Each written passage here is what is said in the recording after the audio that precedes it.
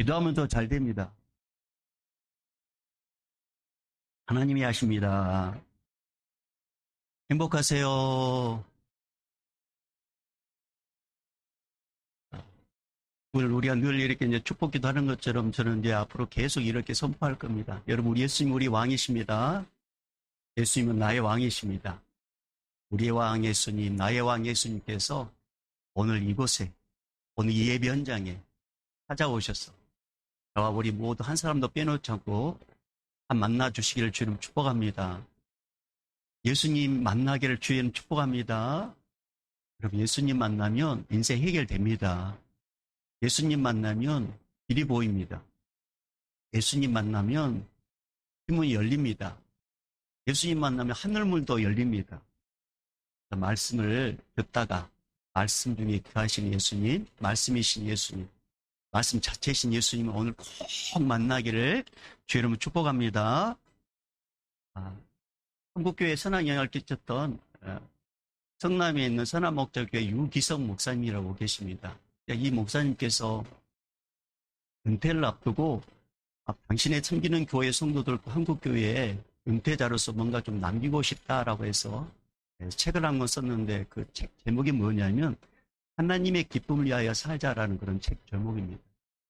은퇴를 남기고 이제 은퇴했어요. 이분이 이제 은퇴를 앞두고 이제 책을 썼는데 은퇴자의 마음이 어떤 마음일까 한번 헤아려 봤습니다. 제가 섬겼던 이제 목사님도 이제 은퇴를 하셨는데 은퇴하고 나서 이제 당신이 몸이 이제 아프셨어요. 그래서 이제 얼마 이제 못 산다는 그런 소식을 듣고 함께 부교육자를 섬겼던 목사님 몇 분과 함께 목사님 이제 방문했었습니다.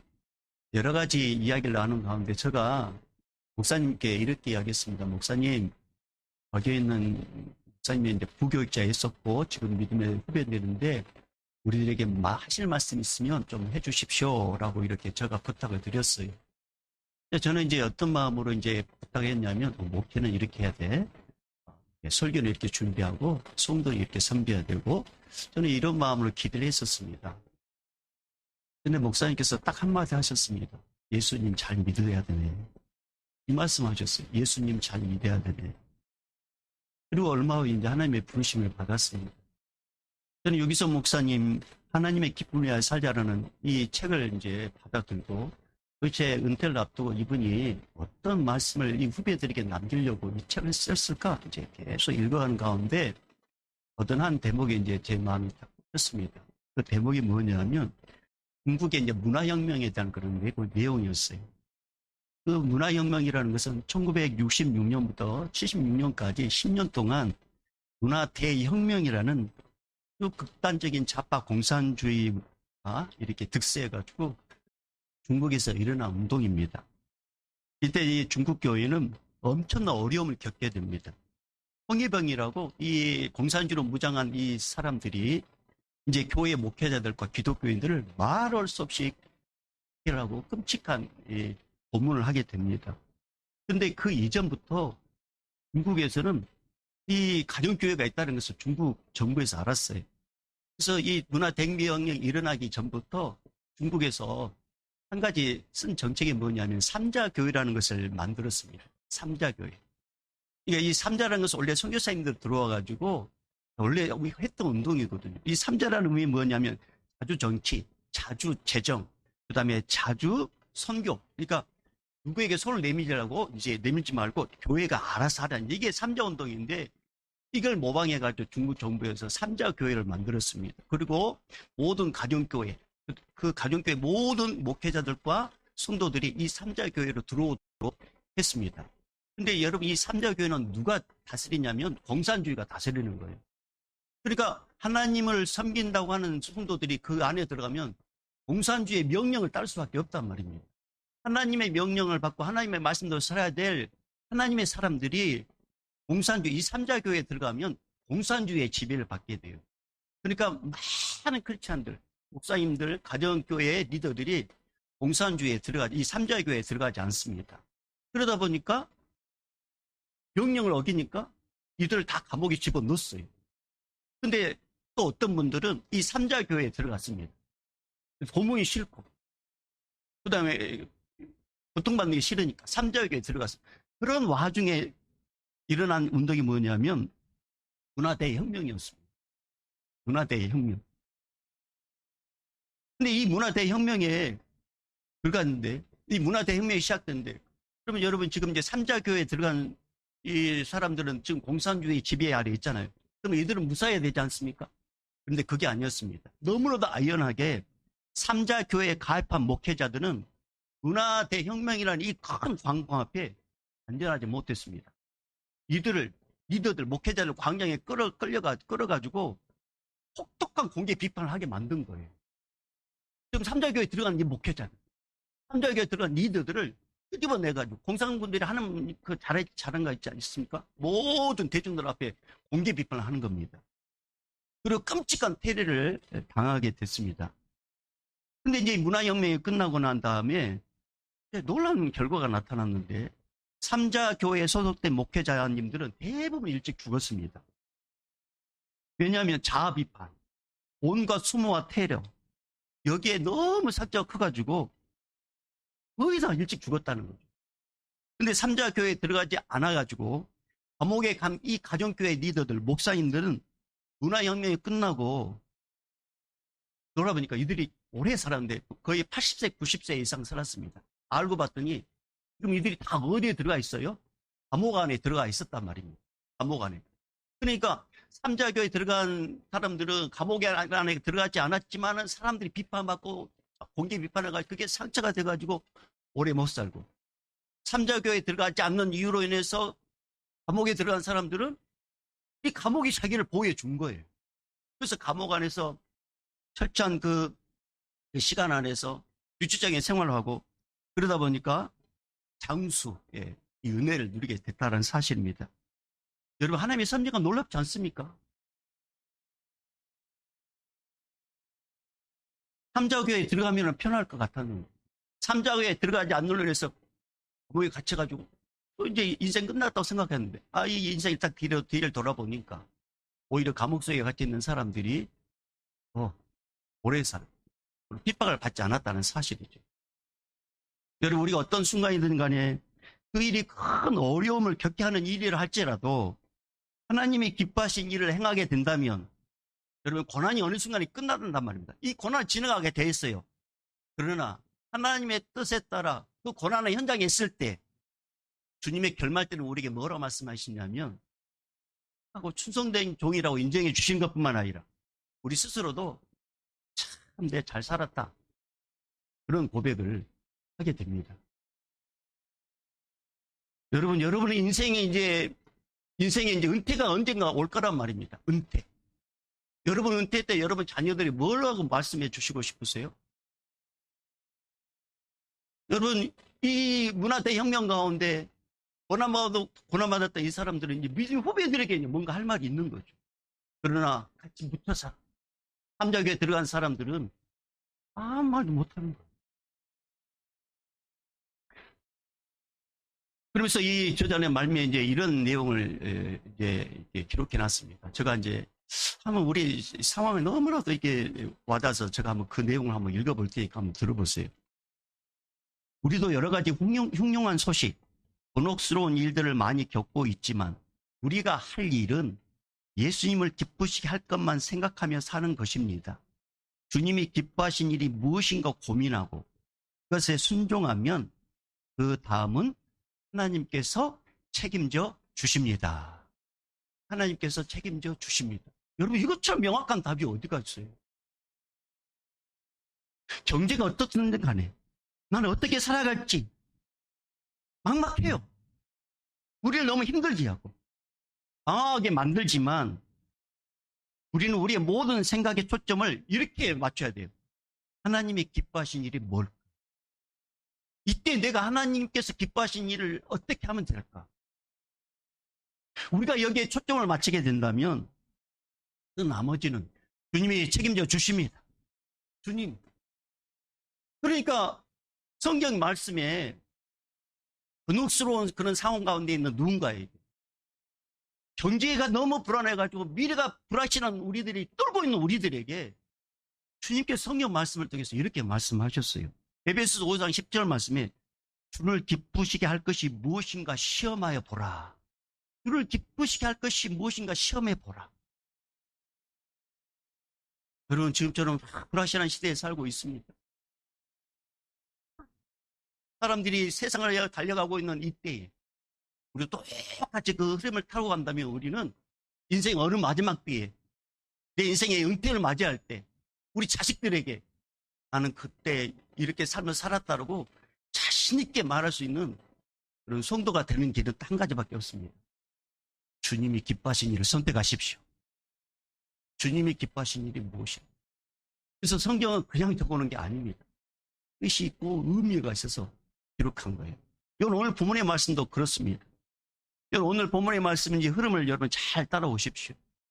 솔로몬이 이제 결혼하고 싶어서 블레셋 여자를 만나려고 아버지와 함께 부모와 함께 갔습니다. 근데 솔로몬이라고 했죠. 그쪽에 삼손. 알아들으세요? 네.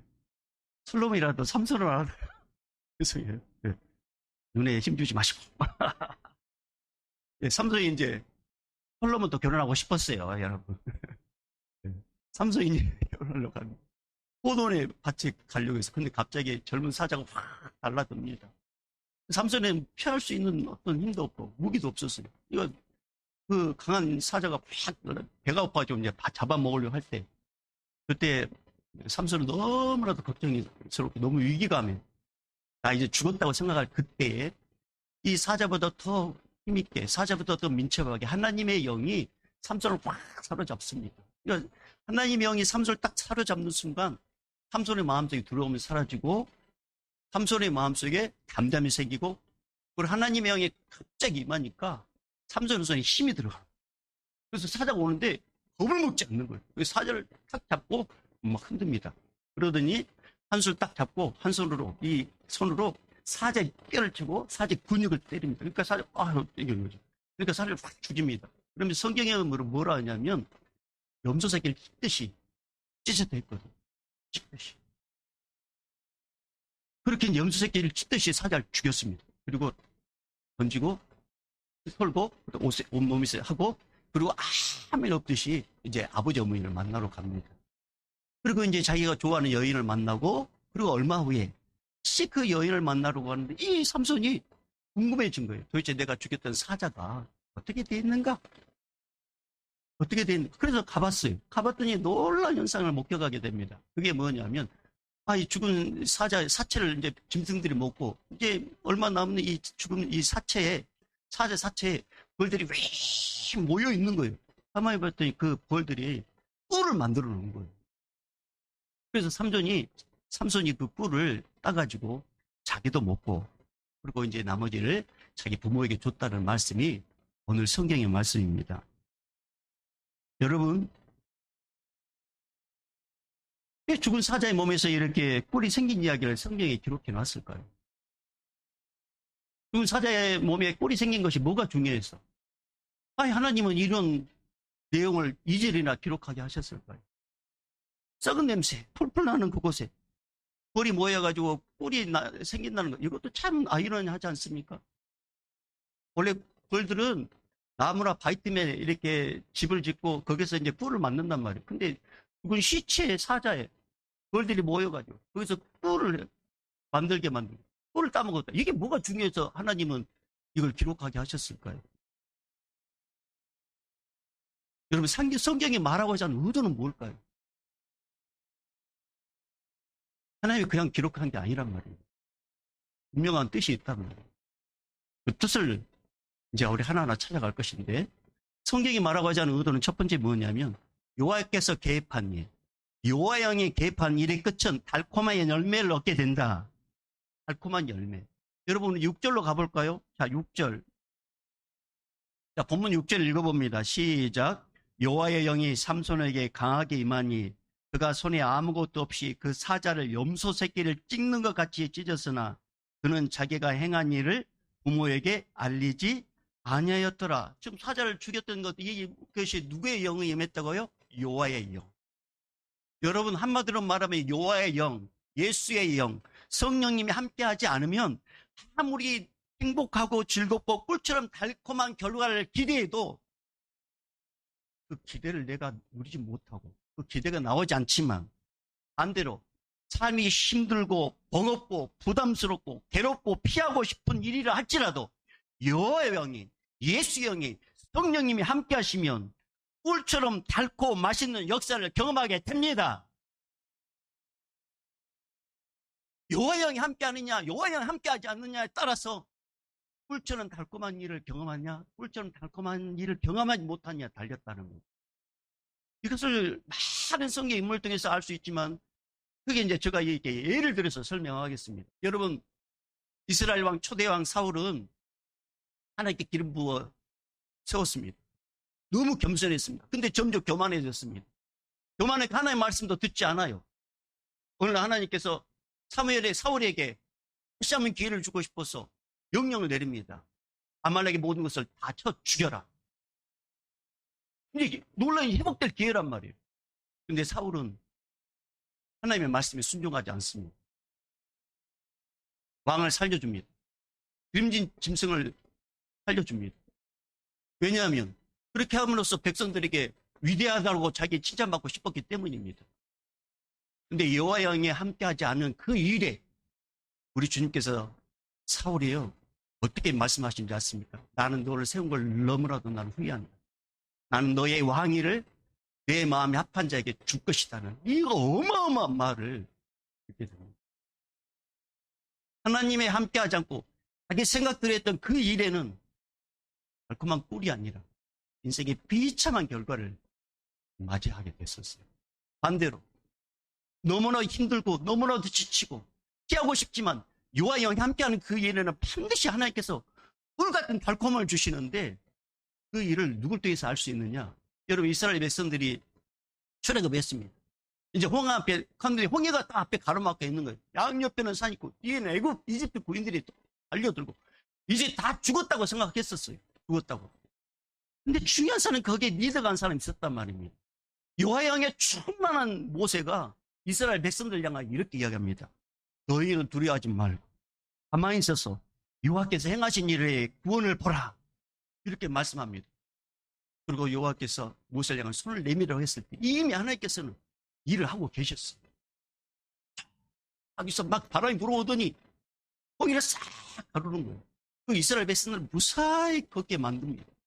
그리고 이집트 군인들이 막 달려와가지고 이스라엘 백성들 죽이려고 이제 그 홍해 중간에 딱 들어왔을 때 우리 하나님께서는 물을 빼가지고 이스라엘 군인들을 수장시킵니다. 이 은혜를 경험한 이스라엘 백성들이 가장 먼저 했던 게 뭐냐면 찬양이었습니다.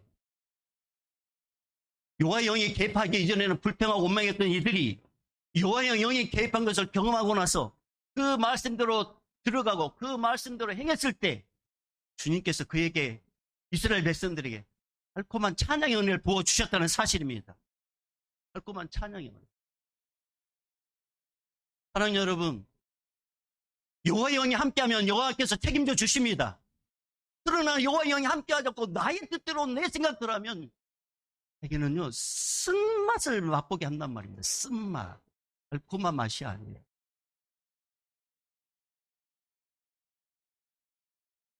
그래서 하나님께서 이스라엘 백성들에게 두려움의 쓴맛에서 벗어나 기쁨의 꿀맛을 홍해를 건너게 하심으로 맛보게 하셨습니다. 여러분 우리가 예수 믿는 순간 우리 안에 여호와의 영이 계십니다. 여호와의 영. 그 여호와의 영에 따라서 우리는 인도함을 받으셔야 됩니다. 바로 원하는 것은 여러분 상황 가운데 여호와의 영이 함께하여 여러분이 하는 모든 일마다 달콤한 꿀 같은 그런 은혜를 경험하기를 주의 이름으로 축복합니다. 두 번째로 왜 이런 말씀을 기록해 놓으셨을까요?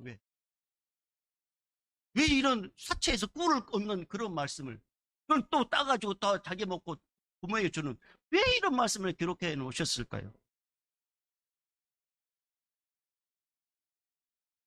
소망이 없는 그곳에 예수님이 역사하면 꿀처럼 달콤한 기쁨을 맛보게 된다는 사실을 미리 말씀하신 거예요. 다시 한번. 소망이 없는 것. 여러분 죽은 사체에 있는 곳에 무슨 소망이 있어요? 죽은 사자에 무슨 소망이 있어요? 그냥 가봤단 말입니다. 근데 거기에 이제 꿀이 있었어요. 소망이 없는 곳에 예수의 영이 함께하면, 예수님이 함께하면 달콤한, 꿀처럼 달콤한 기쁨을 맛보게 됩니다. 저는 이런 일을 저는 많이 경험했습니다. 저희 토요일 날 이제 교회에 이제 오는데 우리 교회 어르신 한 분을 만났습니다. 어르신 이제 안녕하세요 인사했더니 이제 반갑게 맞이해 주셨어요. 어디 가냐고 그랬더니 회관에 가신다 하더라고요. 회관에 가신다 하면서 불쑥 이렇게 말씀하신 거예요. 목사님, 내 아들 하나님께 살려주셨는데 내가 은혜를 잊어버리고 자꾸 주일날 빠져서 너무 죄송합니다. 아이고 미안합니다. 이제 그렇게 이제 인사를 하시고 이제 회관에 가셨어요. 그 어르신과 이제 인사를 마무리하고 이제 교회에 와서 그때를 제가 한번 추억해 봤습니다. 그때 상황이 어떤 상황이었냐면 이분의 아드님이 갑자기 심근경색에 쓰러지셨어요. 근데 골든타임을 놓쳐버린 거예요. 심폐소생을 해야 되는데 못해요. 그래서 이제 늦게 이제 소방서 이게 구급대가 와가지고 이제 급하게 이제 병원을 옮겼는데 이미 뇌에는 산소가 공급되지 않았기 때문에 뇌는 하얗게 변해버리고 몸은 퉁퉁 부이고 의식이 없는 거예요. 그러니까 이제 지금 이 남편이 하나님 나라 가셨지만 두 네 분께서 아들이 그렇게 쓰러지고 나서 했던 게 뭐냐면 교회 와가지고 날마다 우는 거예요. 이 두 네 분이 날마다 살려달라고, 우리 아들 살려달라고. 이분들이 하는 것은 다른 게 없었어요. 아버지, 우리 하나님, 나는 하나님을 그때 당시 믿음이 없었기, 나는 하나님을 잘 모르지만 정말 하나님이 살아계신다면 우리 아들 좀 살려달라고. 이 네 분이 밤마다 와서 날마다 우는 거예요. 날마다. 근데 놀라운 기적이 일어났습니다. 아들이 회복됐어요. 신체 모든 기능이 회복됐어요. 재활을 잘 돼가지고 한 시간 안에 지금 직장에 복귀가 됐습니다. 그때를 이제 이분이 불쑥 한마디가 나에게 다 그때 추억이 되는 거예요. 소망이 없고 절망 가운데 이 부부에게 우리 주님께서 개입해 주셔가지고 아들을 살려주심으로 꼬마 은혜를 맛보게 해주셨다는 사실, 이 은혜를요, 우리 예수님 그랬지 그러면서 너무나도 감사했습니다. 그러면서 오늘 이 말씀을 준비하기 위해서 또 이 어르신을 또 만나게 해주셔가지고 그때 상황을 추억하게 만들어가지고 예수님이 이런 분이라는 것을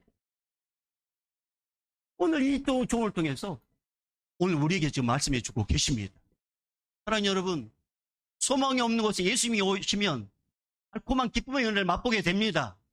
성경에도 그런 인물이 있단 말이에요.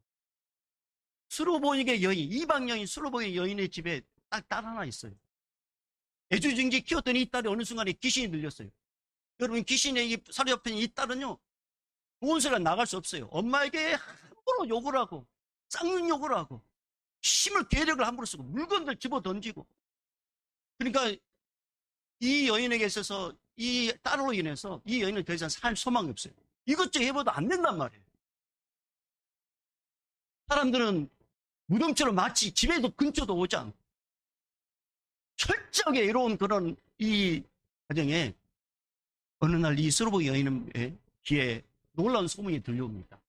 유대지방에 예수라는 분이 계시는데 그 예수는 질병을 치료하고 귀신을 쫓아내주고 심지어 죽은 자를 살려냈다는 그 소문이 이 여인의 마음속에, 이 귀에 들려오는 거예요. 그러니까 이 여인의 마음속에 도대체 그분이 어떤 분인가, 내가 그분을 꼭 한번 만나서 내 딸의 부탁해 봐야 되겠다. 그런 차제에 이제 더 가까운 소문이 들리는데 뭐냐면 그 예수님이 이 여인이 살고 있는 그 마을 근처에 오셨다는 소리를 듣게 됩니다. 그러니까 이 여인이 거두 좀 내고 막 예수님께 달려갑니다. 그리고 예수님 앞에 무릎을 꿇습니다. 그리고 선생님, 주여, 딸이 이리 흉악한 귀신 들린 제발 고쳐주십시오라고 간절히 부탁합니다. 근데 예수님께서 뭐라 말씀하시냐면 자녀의 떡을 취하여 개들에게 던지기 마땅치 않다, 이렇게 말씀하시는 거예요. 그러니까 예수님께서 이 여인을 개를 취급을 한 거예요. 나는 은혜를 우리 이스라엘 백성들 주기를 원하지 나는 너에게 주고 싶지 않다는 말이에요. 근데 여인이요, 여인이 맞습니다. 그러나 애들도 그 아이들의 그 부스러기, 상에서 난 그 아이들의 그 부스러기로 먹지 않습니까?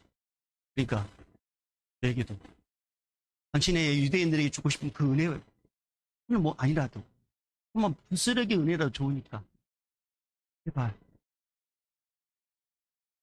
주십시오. 그렇게 예수님께,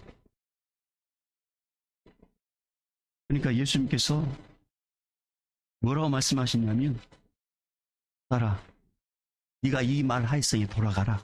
이시 내 딸에게서 나갔느니라. 네 부스러기 은혜라 좋으니까 제발 저에게 부스러기 은혜를 주십시오라는 그 말하는 순간에 주님께서 그 말을 받고 이 귀신들이 딸의 그 귀신을 쫓아내 주셨다는 사실을 집에 가서 확인하게 됩니다. 여러분, 소망이 없고 절망 가운데 없는, 절망 가운데 이 술복의 여인은 예수님을 만나서 그 가정에 다시는 있을 것 같지 않은 기쁨, 다시는 오지 않을 것 같은 그런 웃음이 예수님으로 말미암아 회복되었습니다. 그렇습니다. 예수님을 만나면 절망 가운데도 꽃이 피어납니다. 예수님이 만나면 희망이 없는 곳에서도 웃음이 회복됩니다. 그러니까 여러분, 소망이 없는 곳이라 할지라도 예수님이 함께하는 곳에는 그만 꿀을 맛보게 된다는 사실을 해주고 싶어서 이 성경 말씀을 기록하셨습니다. 그 예수님은 지금도 살아계십니다. 세 번째로, 왜 이 말씀을 기록해 놓으셨을까요? 여러분, 오늘 본문의 말씀 다시 여러분 우리 8절 말씀 한번 다시 한번 읽어볼까요? 시작. 얼마 후에 삼손이 그 여자를 맞이하려고 다시 가다가 돌이켜 그 사자의 죽음을 본즉 사자의 몸에 벌떼와 꿀이 있는지라. 자, 9절 시작. 손으로 그 꿀을 떠서 걸어가며 먹고 그의 부모에게 이르러 그들에게 그것을 들여서 먹게 하였으나 그 꿀을 사자의 몸에서 떠왔다고는 알리지 아니하였더라. 자, 그 꿀을 떠서 걸어가며 먹었다고 했습니다. 여러분, 꿀은 볼 때는 어디에 주로 많이 서식한다고요? 나무통이라든가 바위, 그런 쪽에. 근데 사자의 사체에 이게 벌들이 모여가지고 꿀이 생긴다는 것은 참 이게 흔한 일이 아니란 말입니다. 근데 이것도 주님이 하신 거죠. 근데 여러분, 이 사자의 사체 속에 있는 이 꿀은 이런 의미를 갖고 있습니다. 공존하지 말아야 할 것들 속에서 살아가는, 공존하지 말아야 할 것들 속에서 살아가는 이스라엘 백성들의 변질된 모습. 꿀은 나무통이나 바위 틈에 있어야 되는데 사체 속에 있는 것은 이건 피할 수 없는 거라고. 피할 수 없는 거. 지금 이것은 이스라엘 백성, 원래 여러분 가나안 땅은 젖과 꿀이 흐르는 땅이라고 했어요. 그 젖과 꿀이 흐르는 땅을 가나안 이스라엘 백성들이 줬단 말입니다. 근데 지금 이스라엘 백성들이 젖과 꿀이 흐르는 땅에 자유를 누리지 못하고 지금 누구를 통해서 지금 지배를 받고 있어요? 블레셋을 통해서. 블레셋. 근데 이 젖과 꿀이 흐르는 땅은 이 함께 공존할 수 없는, 그러니까 다 쫓아내라 했단 말씀입니다. 다 쫓아내라. 근데 못 쫓아내요. 그러니까 그들끼리 지배를 받아요. 지배를. 근데 이 지배를 받고 있는 이들이 젖과 꿀을 먹어야 될 이들이 오히려 지금 먹히고 있는 상황. 그러니까 함께 공존할 수 없어요. 그런데 거기서 삼손이 손을 딱 내밀어 가지고 꿀을 딱 먹었다. 이 의미는 뭐냐면 블레셋에서 지배를 당한 이스라엘 백성들을 구원할 자가 누구냐는 것을 가르쳐 주고 있어요. 또 삼손을 통해서 이스라엘 백성들을 꺼집어 내주겠다는, 그러니까 하나님의 영에 충만한 삼손을 통해서 블레셋의 지배를 당한 이스라엘 백성들을 구원하여 주겠다는 그런 영적인 의미가 여기에 있단 말입니다. 여러분, 우리는 다 죄인이에요. 우리 예수 믿지 않는 우리는 다 죄인이었단 말입니다. 나의 삶 자체는 죄의 냄새 날 수밖에 없어요. 죄인이란 말입니다. 죄인. 내가 하는 일들 다 죄였어요. 주님이 원하지 않는 죄였어요. 그런데 여기 독생자 예수 그리스도를 이 땅에 보내주셔가지고 영원히 지옥불에 떨어질 수밖에 없는 나를 예수님께서 강권적으로 구원해 주셔가지고 하나님의 자녀라 부를 수 있는 이 엄청난 축복을 우리에게 허락해 주셨습니다. 죄인, 지옥불에 떨어질 우리를 건져내 주신 분은 바로 예수 그리스도이라는 사실을 미리 예표로 보여준 말씀이 있습니다. 여러분, 우리가 삶 가운데, 죄악 가운데, 궁핍 가운데 나를 건져내 주실 분은 사람이 아닙니다. 세상에 누구도 아닙니다. 오직 예수님만이 나를 건져내 주십니다. 예수님의 손으로만 나를 건져내 주십니다. 그래서 지옥 갈 나를 천국 가는 길로 인도해 주십니다. 또 주님이 말씀하셨잖아요. 내가 곧 길이요 진리요 생명이다. 나로 말미암 쪽에서는 아버지께 올 자가 없다. 우리는 세상과 더불어 산단 말입니다. 세상과 더불어 살아. 우리는 죄인들과 함께 공존할 수 없어요. 그런데 우리는 세상에 영향을 받게 돼요. 그대로 내버려두면 우리는 지옥 간단 말입니다. 그러니까 우리 예수님께서 우리를 너무나 사랑하셨어요. 우리를 강권적으로 건져내서 하나님의 자녀 삼아 주셨습니다. 그러니까 우리는 더 이상 세상과 공존한 존재가 아니라 하나님의 거룩한 자녀라는 사실 잊지 마시고 예수 안에 거하는 우리 모두가 되시기를 바랍니다. 그러려면 여러분 꼭 이렇게 기도하셔야 됩니다. 우리는 연약합니다. 세상에 쉽게 동화될 수밖에 없어요. 그런데 예수님이 함께하면 우리는 승리할 수 있는데 이렇게 기도하십시오. 예수님, 저는 예수님을 더 알고 싶습니다. 예수님, 내 삶 가운데 예수님으로 충만하게 채워 주시옵소서. 그럴 때 예수님께서 세상에 더불어 산다 할지라도 동화되지 않고 함께 섞여 산다 할지라도 우리 주님의 은혜로 우리는 무너지지 않고 쓰러지지 않고 회복될 수 있습니다. 그러니까 우리 모두 예수 안에서 온전한 삶을 살아가고 또 예수를 늘 의지하는 우리 믿음의 사람 되기를 주님 축복합니다. 여러분, 그래서 우리는 오늘 이 모든 사실을 성경에 다 기록해 놓은 이유가 있단 말입니다. 그래서 여러분, 우리는 이제 뭔가 선택을 해야 됩니다. 여러분, 성경을 가까이해서 성경을 통해서 예수님을 가까이 하시든지 아니면 성경을 멀리해서 죄인들 속에서 살다가 지옥으로 가든지 우리는 뭔가 선택을 해야 됩니다. 여러분, 우리 교회 모든 성도들이 성경을 가까이하여 선택받은 예수님의 자녀로서 예수님과 동행하는 삶을 살든지 아니면 성경을 멀리해서 예수님과 상관없는 삶을 살든지 우리는 선택해야 되는데 우리 교회 성도님들은 성경을 가까이해서 예수님과 함께함으로 예수님으로 인해서 여러분의 인생이 달콤한 인생, 꿀같은 인생, 여러분의 가정이 꿀같은 가정, 달콤한 가정 되기를 주 이름으로 축복합니다.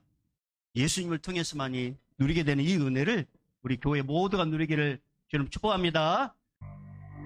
이제는 우리 주 예수 그리스도의 은혜와 하나님 아버지의 극진하신 사랑하심과 성령님의 감화 감동 교통 충만하심이 예수님이 함께하면 그 영혼 예수님이 책임져 주시고 예수님이 함께하면 예수님이 그 영혼 인도해 주시고 예수님을 의지하는 영혼 예수님이 구원해 주신다는 그 믿음의 확신을 가지고 오늘도 세상에 담대히 나가 예수를 증거하길 원하는 우리 믿음의 성도들의 결단과 앞길이에 이 결단을 따라 오늘도 선교 사명을 감당한 선교사님들과 155마일 시키는 우리 군인들과 함께하지 못하지만 방송 예배드리는 우리 믿음의 권속들, 우리 다음 세대들, 이 예배당에 있는 모든 믿음의 사람들 머리 위에 이제부터 영원히 있을지어다.